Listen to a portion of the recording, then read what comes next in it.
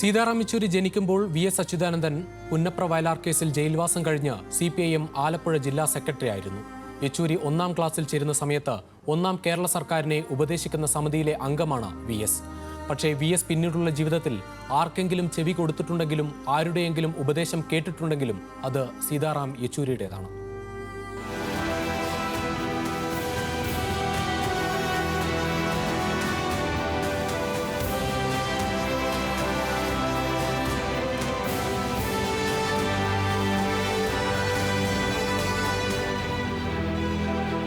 അസാധാരണമായിരുന്നു ആ രാഷ്ട്രീയ ബന്ധം.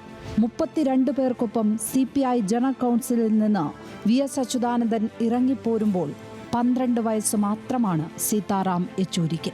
10 വർഷം കഴിഞ്ഞ് 1974 മാത്രമാണ് യെച്ചൂരി SFI അംഗമാകുന്നത്. 1975 യെച്ചൂരിക്ക് CPIM അംഗത്വം കിട്ടുന്നത്.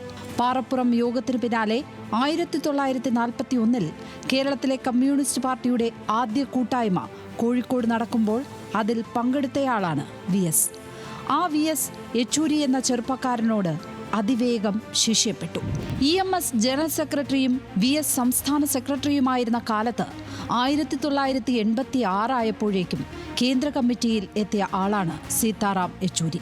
അതേ സമ്മേളനത്തിലാണ് വി.എസും ആദ്യമായി പൊളിറ്റ് ബ്യൂറോയിൽ എത്തിയത്.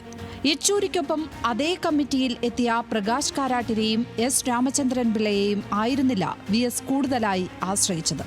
സംസ്ഥാന സെക്രട്ടറി എന്ന നിലയിൽ ഡൽഹിയിൽ എത്തിയപ്പോഴൊക്കെ വഴികാട്ടിയത് യെച്ചൂരിയായിരുന്നു. 1992 മുതൽ ഇരുവരും പൊളിറ്റ് ബ്യൂറോകളിൽ ഒന്നിച്ചു പങ്കെടുത്തു. 2006 വി.എസിന് സ്ഥാനാർത്ഥിത്വം കൊടുക്കാനും മുഖ്യമന്ത്രിയാക്കാനും ഏറ്റവും ശക്തമായി വാദിച്ച നേതാവ് സീതാറാം യെച്ചൂരിയാണ്.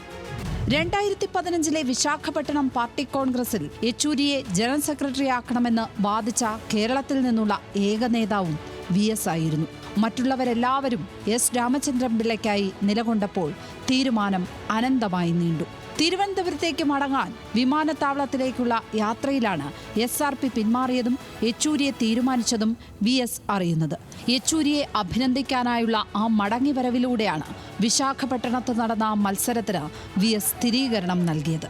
1ാം പിണറായി വിജയൻ സർക്കാർ സത്യപ്രതിജ്ഞ ചെയ്യുമ്പോൾ സദസ്സിലെത്തി യെച്ചൂരിക്ക് വി.എസ്. കൈമാറിയ കുറിപ്പിൽ എന്തായിരുന്നുവെന്നത് ഇന്നും ചുരുളഴിയാത്ത സമസ്യയാണ്.